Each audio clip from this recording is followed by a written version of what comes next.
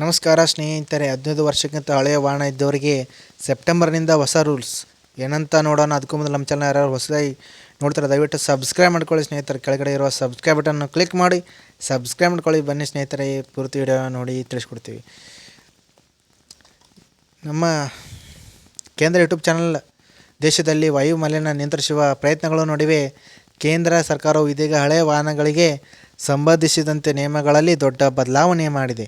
ಈ ಹೊಸ ನಿಯಮಗಳ ಪ್ರಕಾರ ಹಳೆಯ ವಾಹನಗಳ ಜೀವಿತಾವಧಿಯನ್ನು 15 ವರ್ಷದಿಂದ 20 ವರ್ಷಕ್ಕೆ ಹೆಚ್ಚು ಮಾಡಲಾಗಿದೆ. ಇದು ವಾಹನ ಮಾಲೀಕರಿಗೆ ಒಂದು ರೀತಿಯ ನೆಮ್ಮದಿ ನೀಡಿತು. ಯಾವ ರೀತಿಯ ಬದಲಾವಣೆ ಇದೆ ಎಂದು ತಿಳಿಯಲು ಈ ವಿಡಿಯೋನ ಪೂರ್ತಿಯಾಗಿ ನೋಡಿ ಸ್ನೇಹಿತರೆ. ಮತ್ತು ಈ ವಿಡಿಯೋ ಒಂದು ಲೈಕ್ ಕೊಟ್ಬಿಟ್ಟು ಏನೇ ಡೌಟ್ ಇದ್ದರೂ ಕಮೆಂಟ್ ಬಾಕ್ಸ್ನಲ್ಲಿ ಕಮೆಂಟ್ ಮಾಡಿ ಸ್ನೇಹಿತರೆ. ಹೊಸ ನಿಯಮಗಳ ಪ್ರಕಾರ 15 ವರ್ಷ ಹಳೆಯ ವಾಹನಗಳ ನೋಂದಣಿ ಅವಧಿಯನ್ನು ಈಗ 20 ವರ್ಷಗಳಿಗೆ ವಿಸ್ತಾರ ಮಾಡಿಸುವಂಥದ್ದು. ಈ ನಿರ್ಧಾರದಿಂದ ವಾಹನ ಮಾಲೀಕರಿಗೆ ತಮ್ಮ ಹಳೆಯ ವಾಹನಗಳನ್ನು ಇನ್ನೂ ಹೆಚ್ಚು ಕಾಲ ಬಳಸುವ ಕೂಡ ಅವಕಾಶ ಸಿಕ್ಕಿದೆ. ಆದರೆ ಈ ಸೌಲಭ್ಯ ಪಡೆಯಲು ವಿಧಿಸಿರುವಂತಹ ಭಾರೀ ಪ್ರಮಾಣದ ಶುಲ್ಕ ವಾಹನ ಮಾಲೀಕರಿಗೆ ಮಾತ್ರ ಆರ್ಥಿಕ ಹೊರೆಯಾಗಲಿದೆ. ಕೇಂದ್ರ ಸರ್ಕಾರದ ಈ ನಿರ್ಧಾರವು ಹಳೆಯ ವಾಹನಗಳ ಬಳಕೆಯನ್ನು ಕಾನೂನುಬದ್ಧಗೊಳಿಸುವುದರ ಜೊತೆಗೆ ಅವುಗಳ ಮರು ನೋಂದಣಿಗೆ ಹೊಸ ದರಗಳನ್ನು ನಿಗದಿಪಡಿಸಿದೆ. 20 ವರ್ಷಕ್ಕಿಂತ ಹಳೆಯ ವಾಹನಗಳನ್ನು ಪುನಃ ನೋಂದಣಿ ಮಾಡಿಸುವಾಗ ಈ ಹೊಸ ದರಗಳು ಕೂಡ ಅನ್ವಯವಾಗುತ್ತದೆ. ಈ ದರಗಳು ಹೇಗಿದೆ ಅಂತ ಹೇಳಿದರೆ, ಮೋಟಾರ್ ಸೈಕಲ್ ಸುಮಾರು 2,000,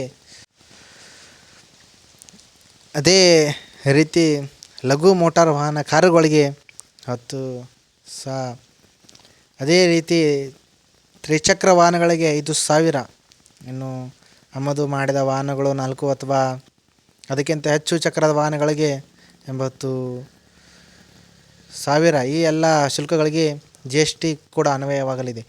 ಈ ಹೊಸ ನಿಯಮ ದೇಶಾದ್ಯಂತ ಜಾರಿಗೆ ಬರಲಿದೆ. ಆದರೆ ದೆಹಲಿ ಮತ್ತು NCR ಪ್ರದೇಶಗಳಿಗೆ ಇದು ಅನ್ವಯವಾಗುವುದಿಲ್ಲ. ದೆಹಲಿಯಲ್ಲಿ ಈಗಾಗಲೇ 10 ವರ್ಷ ಹಳೆಯ ಡೀಸೆಲ್ ವಾಹನಗಳು ಮತ್ತು 15 ವರ್ಷ ಹಳೆಯ ಪೆಟ್ರೋಲ್ ವಾಹನಗಳ ಬಳಕೆಯನ್ನು ಮಾಲಿನ್ಯದ ಕಾರಣಕ್ಕಾಗಿ ನಿಷೇಧ ಕೂಡ ಮಾಡಲಾಗಿದೆ. ಆದ್ದರಿಂದ ಈ ಹೊಸ ನಿಯಮದಿಂದ ದೆಹಲಿ NCR ವಾಹನದ ಮಾಲೀಕರಿಗೆ ಯಾವುದೇ ಲಾಭ ಸಿಗುವುದಿಲ್ಲ.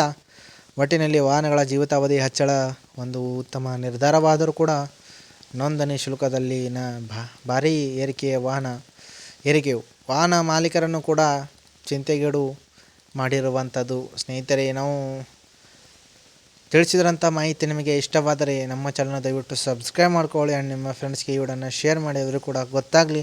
ಆ್ಯಂಡ್ ಯಾರೋ ಹೊಸದಾಗಿ ನೋಡ್ತಿರೋ ದಯವಿಟ್ಟು ಸಬ್ಸ್ಕ್ರೈಬ್ ಮಾಡ್ಕೊಳ್ಳಿ. ಏನೇ ಡೌಟ್ ಇದ್ದರೂ ಕಮೆಂಟ್ ಬಾಕ್ಸ್ನಲ್ಲಿ ಕಮೆಂಟ್ ಮಾಡಿ, ನಾನು ನಿಮಗೆ ತಿಳಿಸ್ಕೊಡೋ ಪ್ರಯತ್ನ ಮಾಡ್ತೀನಿ ಸ್ನೇಹಿತರೆ.